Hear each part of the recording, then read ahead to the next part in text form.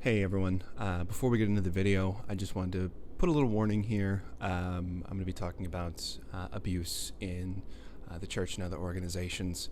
So if this is something that may be difficult for you, I just want to let you know ahead of time to make a decision as to whether or not this video is something that you want to watch right now. So that warning is here, and let's move on to the video. Hey everyone, welcome to another video on the Atwood's End channel. My name is Cameron. I am a graduate student currently studying psychology, more specifically the psychology of religion. And on this channel, we just take a look at different areas of psychology of religion and other areas of psychology and how those relate to the process of religion and deconstruction and other pieces like that. So for this video, there's just a couple things that I wanted to explore. Biggest question being, why does abuse happen in churches? What contributes to enabling this abuse?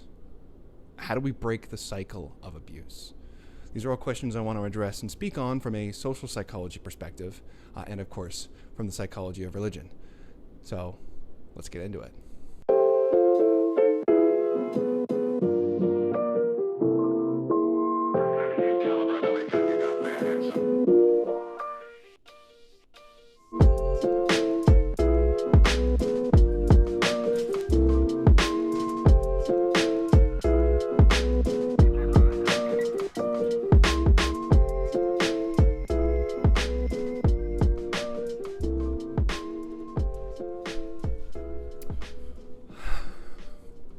All right, so here's the first question that we got to ask. What is the problem?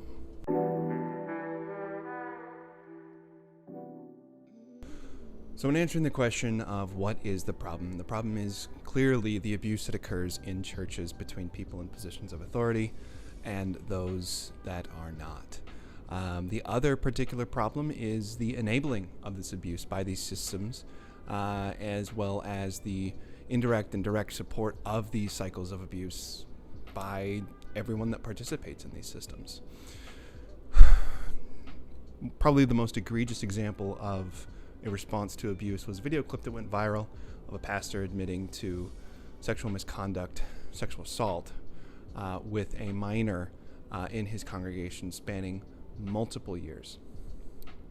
When this young woman finally came forward, she was allowed to speak, but only if the pastor was able to speak first and confess to his sexual immorality.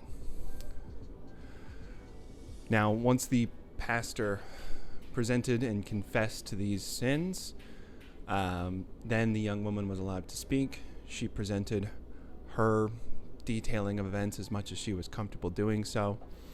And there's kind of a moment of silence for a little bit, and then the church congregation begins to pray for and over the pastor, saying, "We forgive you. You're so brave for coming forward," and completely ignoring the victim of these abusive actions. So the second question that we need to ask then is, why does this happen? Well, there are power dynamics at play. There's abuse of power.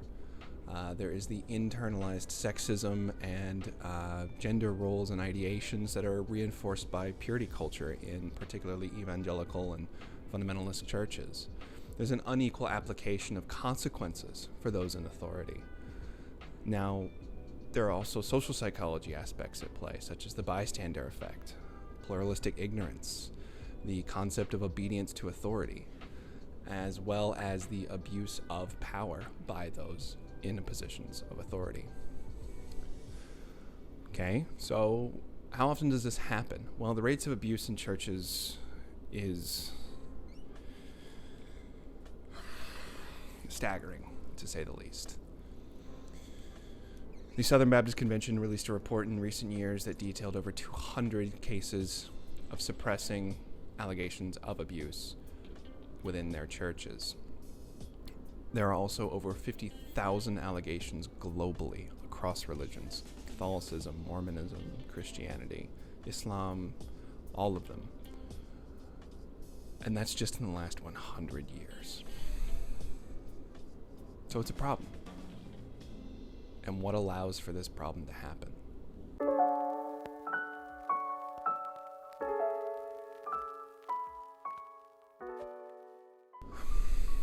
So let's first start by looking at the bystander effect.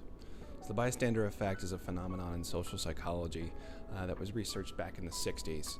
And the definition for this is the presence of others discourages an individual from intervening in an emergency situation against a bully or during an assault or other crime.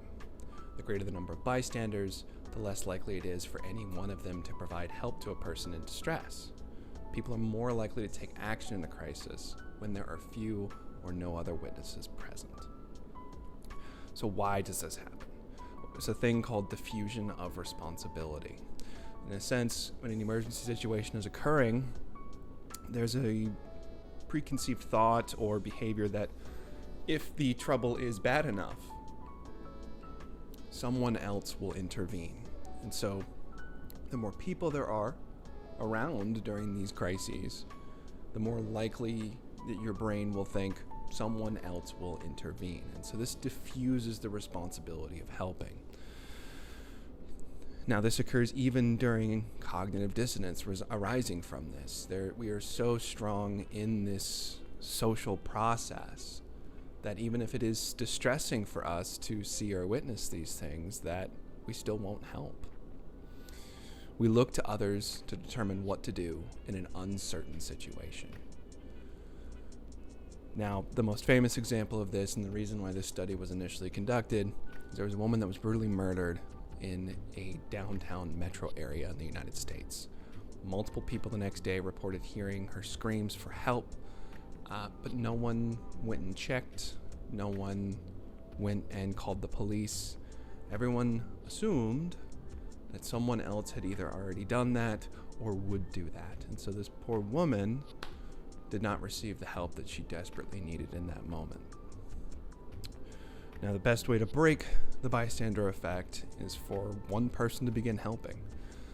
When one person begins to help, that person then can direct others to help, or just the simple act of taking that first step breaks this spell and more people will come to help. The second social psychology process is what's called pluralistic ignorance. Now, pluralistic ignorance is a psychological state of being in which the belief that one's private attitudes and judgments are different from those of others, even though one's behavior in public is identical. So what does that mean? So the most famous example of this is, say you're in a lecture, right? The professor is talking about something and you have no idea what they are talking about. At the end of the lecture, the professor takes a moment and says, "Does anybody have any questions?" You look around, you see nobody else has raised their hand, so you assume that everyone else must understand it, and it's embarrassing to raise your hand and say, "I don't know." Well, the crux of this is nobody else understood it either, but because everyone did the same process you did, the perceived norm that everyone understood is reinforced.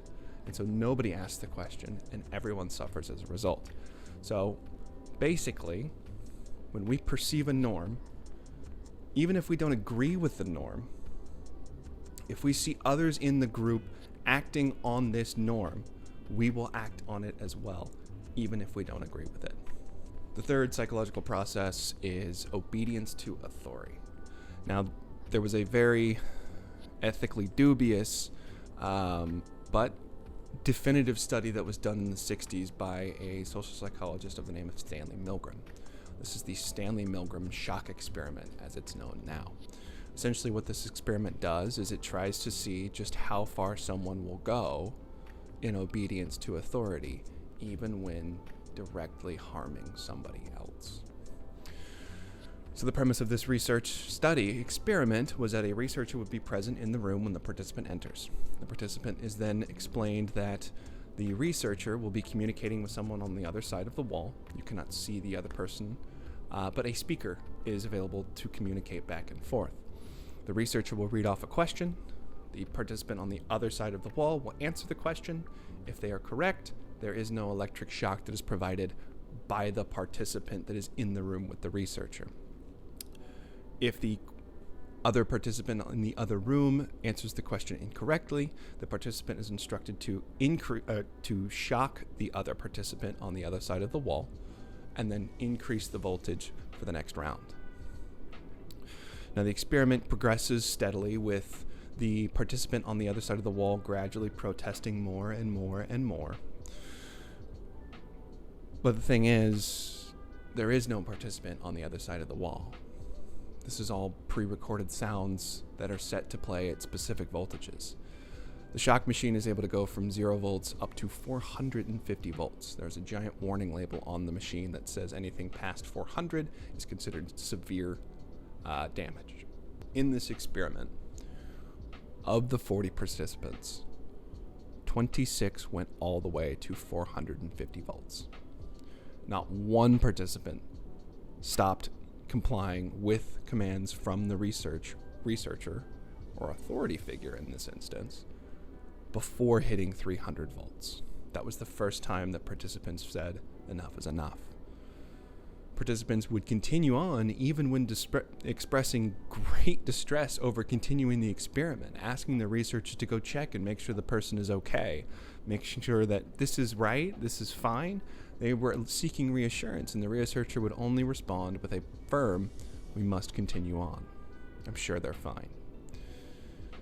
So when we give someone authority, it is very difficult for us to challenge or take that authority back.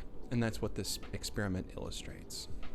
And this leads me to my final psychological process that we're going to talk about here, the Stanford Prison Experiment. This is perhaps one of the most famous experiments in social psychology, given its ethically dubious methods, as well as the lasting fallout in terms of the validity of the study in the psychological community.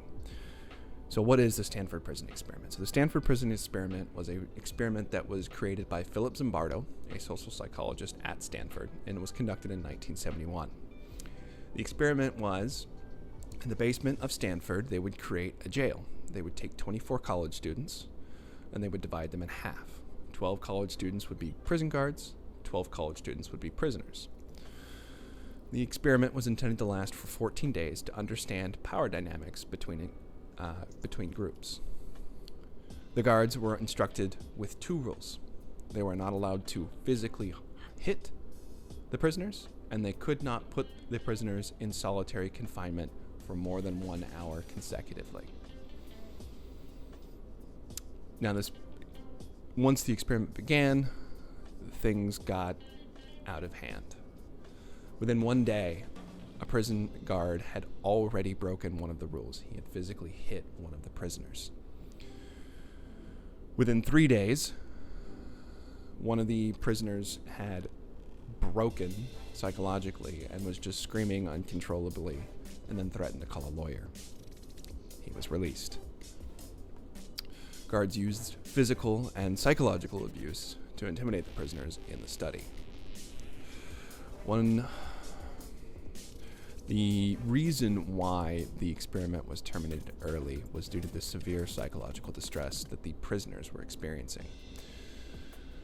So, the experiment ended in 6 days out of the 14 allotted days. Now, this study is controversial in the world of psychology, but mostly due to 3 key things. First one being that Zimbardo was personally involved with the experiment. He acted as the prison warden for the entire experiment. So he was actively interacting with participants, instructing and advising participants. The second point was that there was alleged coaching of the guards to be tough.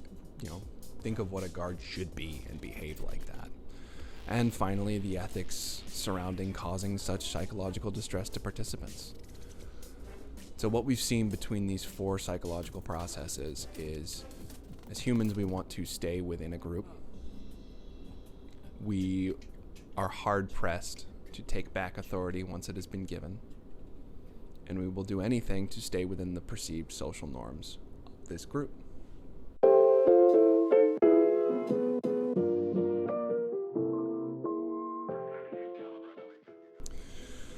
So let's put this all together. Let's break this down by our initial questions that I stated at the beginning of the video. So why does abuse happen in churches? Abuse happens as a result of 2 key pieces. Humans grant authority to those that we deem to be trustworthy. This is shown in the Milgram shock experiment. Once authority is granted, we are hard-pressed to remove the authority or to defy the authority, even if the authority is actively harming us or others. This one key point illustrates why it is so hard for victims to come forward. Fear. If everyone in your life is telling you that this person is an authority figure, and this authority figure begins to actively harm you, we are wired to continue, simply due to the authority granted by us to them. Now, how much distress we experience will keep continuing on. I want to be clear. This does not make this the victim's fault. In no way, shape, or form is this your fault if you are a victim of this abuse. This is a clear and horrible abuse of power, which leads me to my second key point. When humans are granted authority, it can quickly lead to abusive power dynamics. This is shown in the Stanford prison experiment and many others. Now take that authority granted by humans and elevate it to authority granted by God. How can you argue with this authority? God is perfect, so he wouldn't put someone in a position of authority that would be actively harming you, would he? Well, that's a question for another video, but in this system of belief, the answer to this question is no. God would not allow this active harm to come to you, potentially. And when this is reinforced by the people in the community around you, you will put up with significant psychological distress. If you came forward and confided in someone privately, they're going to reinforce the norm, and they'll either let you know that it is a test from God and you should be excited to be going through this, or it's your fault because there's some sort of sin in your life and this is God's punishment to you.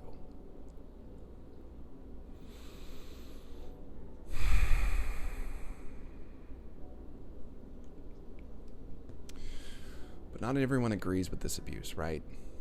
Why don't they say something? Well, this is where the enabling comes in, both directly and indirectly. This is where the bystander effect comes into play. When someone finally does get the courage to break the cycle of abuse by speaking out, this is similar to someone calling for help in an emergency situation. Everyone looks to see what the others are doing, and responsibility for helping is diffused. They may make excuses like they just want attention. If it was real, someone else would have said something too. As a result, the victim is either not heard, not believed, and ultimately not given the help they need.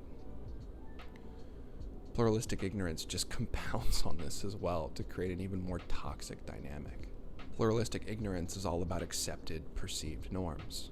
In these particular scenarios, if the bystander effect begins to happen, where others diffuse responsibility and begin to look to others for what the normative response is, this is when pluralistic ignorance comes into effect. When others see individuals not only do nothing, but begin to comfort the abuser, this becomes the norm that individuals understand.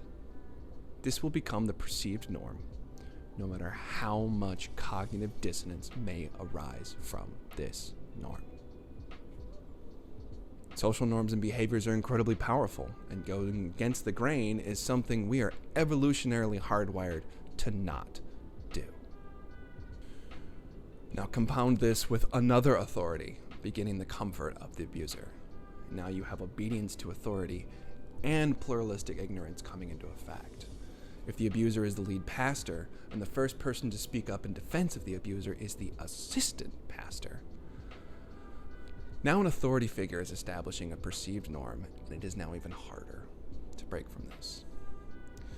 The worst part is that when this cycle completes itself once, just once, it'll be even harder to break the cycle if and when it happens again. These norms are also reinforced through the pervasiveness of purity culture, but again, another topic for another video. Humans are evolutionarily hardwired to stay in groups. This is because to be outside the group meant death. And during our evolutionary development, these ties and pulls were so strong that it led to our survival. And so we still deal with that today. But because these ties and pulls are so strong, we are willing to sacrifice our mental well-being to remain within a group. But human thought and development has outpaced human evolution significantly. We must find ways to be aware of our biological wiring and understand that our rationality can curb or rewire these pathways in our brain. Which leads me to my final point.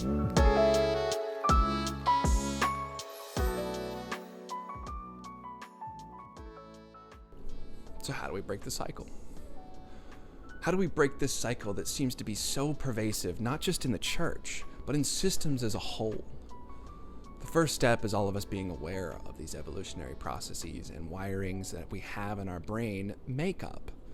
In being aware of it, we can head it off at the pass.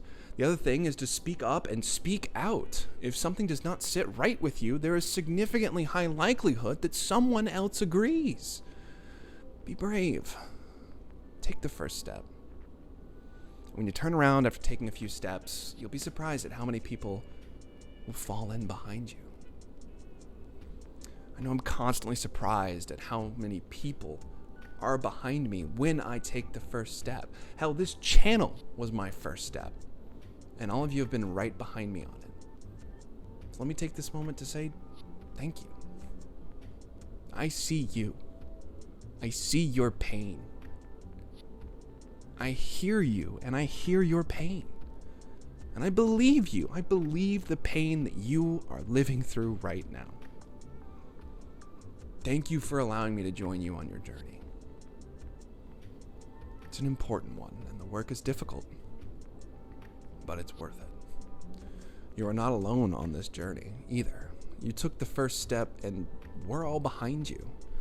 We broke the cycle, and now it's our turn to add our voices to yours. You spoke up, you spoke out, and that is incredible. You gave millions of years of evolution the boot and did what was the right. Consequences be damned. That one act of strength was the beginning and the hardest one. I promise you it does get better. I highly recommend seeking out support groups on your journey, whether in person or virtual. Recovering from Religion is a wonderful group that lets you explore and discuss and question these experiences without pushing you in one direction or another. If you're needing therapy after your experiences, the Secular Therapy Project is also another great resource that helps you find therapists that deal solely in secular, evidence-based therapy. You took the first step. You reached out a hand. Let these resources grab your hand and be with you along the way. I will link the articles I used to create this video and the resources I mentioned in the description. Please use the comment section to share your story. This community is here for that as well. Subscribe, leave a like, and a comment. It helps to get these videos out to those who may need it the most. Thank you again for watching. I wish you the best on this journey, and happy thinking.